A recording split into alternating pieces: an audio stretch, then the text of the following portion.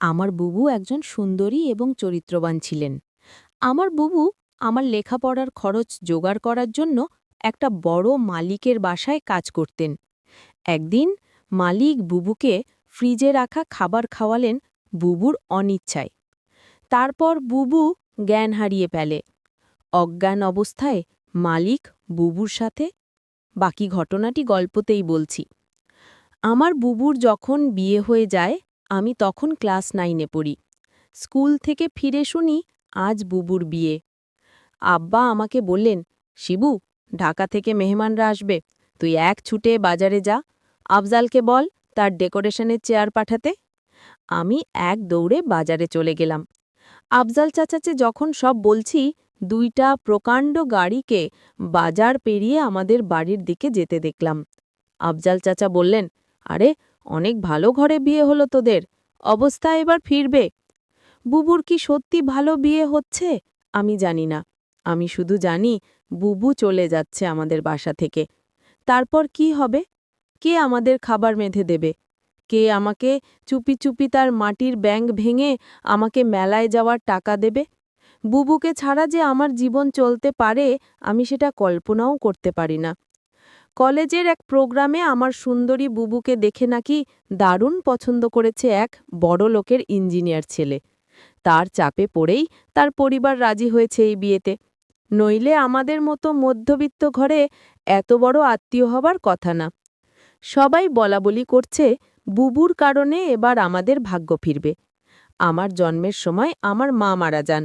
বুবুর বয়স তখন 8। আমার স্কুল শিক্ষক আব্বা আর বিয়ে করেননি। বুবু মানুষ করেছে আমাকে। আমার জগতও ঘিরে তাই আমার বুবু। বিয়ের আসরটা হয়ে গেল দায়সারাভাবে। বিয়ে নাকি 2 পরিবারের বন্ধন, কিন্তু আমার সেটা মনে হলো না। পাত্রের বাবা সারাক্ষণ মুখ কালো করে রাখলেন। পাত্রের ছোট মামা আমাদের ঘর বাড়ি উঠান ঘুরে ঘুরে দেখলেন, মাঝে মাঝে নাক ছিটকালেন। আমাকে ডেকে বললেন, তুমি কোন ক্লাসে পড়ো? আমি কিছু বলার আগেই কেউ একজন বলল, শিবু পাইলট স্কুলে পড়ে, ফার্স্ট বয়, 5-এ বৃত্তি পেয়েছে, ক্লাস 9-এও পেয়েছে। আমার লজ্জা লাগল, কিন্তু ছোট মামা শুধু একটু নাক ছিটকালেন। সেদিন গাড়িতে ওঠার আগে বুবু যখন আমাকে জড়িয়ে ধরে নিঃশব্দে কাঁদছিল, তখনও আমার কষ্ট লাগছিল। 3 দিন পর নতুন জামাইয়ের বউ নিয়ে নাইওর আসা কথা। আব্বা পাড়া প্রতিবেশীদের নিয়ে রান্নাবান্নার আয়োজন করলেন। একটা গাড়ি ভাড়া করে নতুন জামাইকে আনতে পাঠালেন। গাড়ি ফেরত এলো। নতুন জামাই আসতে পারবে না, তার কোনো জরুরি কাজ পড়ে গেছে, পরে সময় করে আসবে। বুবু আসলো আরও মাস 3-এর পর। একটা সাদা রঙের গাড়ি থেকে বুবু নাম্মু। আমি ছুটে গেলাম। আমি বুবুকে জড়িয়ে ধরতে গিয়েও থমকে গেলাম। গায়ে দামি ফিনফিনে শাড়ি, মুখে পার্লার থেকে করা মেকআপ, ব্ল্যাক করা বাঁকানো ভ্রু আর স্ট্রেট করা চুলে আমার বুবুকে কেন জানি হঠাৎ অচেনা লাগলো। আব্বা দৌড়ে এলেন, জামাই আসেনি? না আব্বা, সাইটের কাজে গেছে। বুবু আব্বাকে ধরে কিছুক্ষণ কাঁদল। আমি সারাদিন বুবুর আশেপাশে ঘুরঘুর করলাম, কিন্তু বুবুকে কেমন আনমনা দেখলাম। শুধু একবার আমাকে জিজ্ঞাস করল, শিবু, পড়াশুনো করছিস তো ঠিকমতো? রাতে আমার ঘুম এলো না। বড় অভিমান হলো, বুবু অনেক বদলে গেছে। এই অল্প দিনে এত বদলে যেতে পারে মানুষ? বুবু 3 দিন থাকল। শেষের দিন দুলাভাই এলেন বুবুকে নিয়ে যেতে। দুলাভাইকে দেখলাম বেশ গম্ভীর। আমাকে ডেকে বললেন, কিরে শিবু, পড়াশুনো করিস ঠিকমতো নাকি সারাদিন বাদরামি? আমি কিছু বললাম না।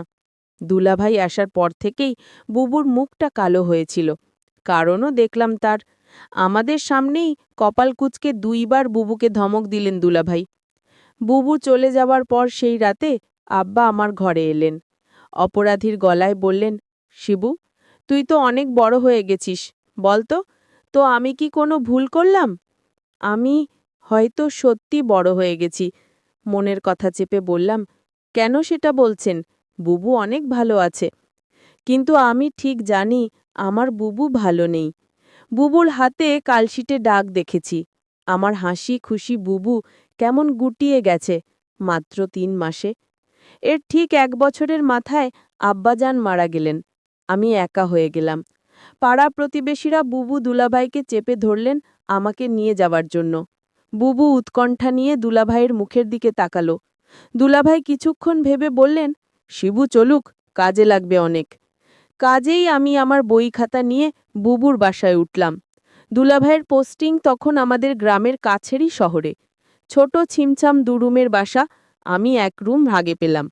শহরের একটা স্কুলে ভর্তি হলাম। দুলাভাই চাকরির পাশাপাশি কন্ট্রাক্টরের ব্যবসা করতেন। একদিন আমাকে বললেন তার সাইটে গিয়ে কাজ তদারকি করতে। আমার স্কুলের ক্লাস মিস হতে লাগলো। আমি বই খাতা নিয়ে সাইটে চলে যেতাম। সারাদিন কাজ শেষে বাসায় ফিরে খুব ক্লান্ত লাগত। আমার রেজাল্ট খারাপ হতে শুরু হলো। বুবু একদিন ভয়ে ভয়ে দুলাভাইকে বলল, শিবু ভালো ছাত্র, ওর পড়াশোনায় ক্ষতি হচ্ছে না তো? দুলাভাই তেতে উঠলেন, গরিবের ছেলে, খেতে খাবে, পড়াশোনা করে কি হবে? যতটুকু দরকার ততটুকু শিখলেই হবে। বুবু তাড়াতাড়ি বলে উঠলেন, ঠিকই তো শিবু, পড়াশোনা করে প্রতিষ্ঠা পেতে সময় লাগবে। তুই দুলাভাইয়ের সাথে কাজ শেখ, অনেক কাজে লাগবে। আমি বুবুর কথায় অবাক হয়ে গেলাম। এই বুবুই আমাকে তৈরি করেছে। সব সময় বলতো পড়াশোনা করে একদিন অনেক বড় হতে হবে। পড়াশোনা ছাড়া আমার আর কোনো কাজ নেই। আজ কত পরিবর্তন। আমি দুলাভাইয়ের সাইটে কাজ দেখতে লাগলাম।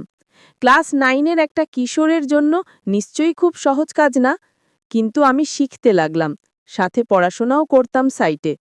সাইটের লোকজনের কাছেই খবর পেতাম দুলাভাইয়ের কর্মকাণ্ড নিয়ে। দুলাভাই আরও কয়েকজনের সাথে প্রেম করে বেড়ায়, আমি টের পাই। মাঝে মাঝে বুবুর চাপা কান্নার আওয়াজ পাই। সকালে কিছু কিছু দিন বুবুর হাতে নতুন কালশিটে দাগ বুবু লুকাতে চেষ্টা করে। আমি বুঝেছি দুলাভাই বুবুকে অন্যায় অত্যাচার করে। আমার বুবু অনেক বদলে গেছে। আমার মনে হয় আমাকে নিয়ে বুবু ভারী অস্বস্তি বোধ করে। কেমন পালিয়ে বেড়ায়, দেখা হলে ঠিকমতো কথা বলে না। মাঝে মাঝে দুলাভাই বুবুকে পার্লার থেকে সাজিয়ে পার্টিতে নিয়ে যায়। আমার অবাক লাগে। তবুও এক একটা দিন যখন বাসায় দুলাভাই থাকে না, হঠাৎ সেই পুরন দিনের মতো বুবু তেল নিয়ে এসে বলে, শিবু আয় তো, মাথায় দিয়ে দি। আমার চোখে পানি আসে। আমি লুকাবার চেষ্টা করি। একদিন অনেক রাতে ফিলে দুলাভাই আমাকে ঘুম থেকে ডেকে তুললেন। আমি জেগে দেখি দুলাভাই প্রচণ্ড রেগে আছেন। আমাকে বললেন, হারামজাদা, তোকে আমি সাইড দেখতে দিচ্ছি আর তুই সেখানে পড়াশোনা করিস? আমি চুপ করে দাঁড়িয়ে রইলাম। হঠাৎ করে দুলাভাই আমার চুলের মুঠি ধরলেন। বল, আজ সাইড থেকে 1 লাখ টাকা চুরি করেছে কে? নাকি তুই করেছিস?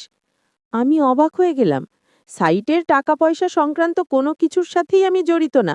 আলাদা অ্যাকাউন্টস আছে। তবু বললাম, আমি কিছু জানি না দুলাভাই। তুই জানিস না? কেন জানিস না?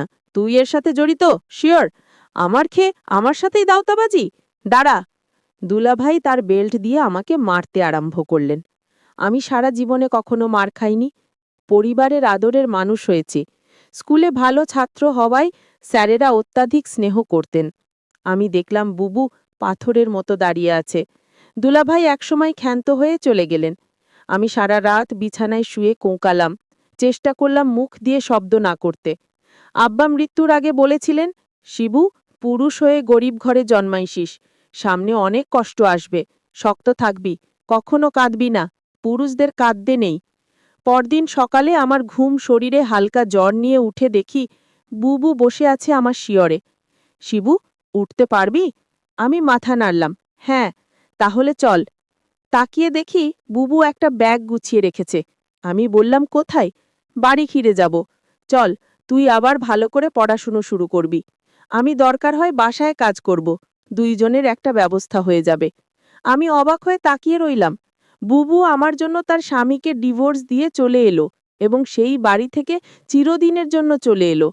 তারপর বাসায় আমি আর বুবু থাকি। বুবু একটা বড়লোক বাসায় কাজ পেল।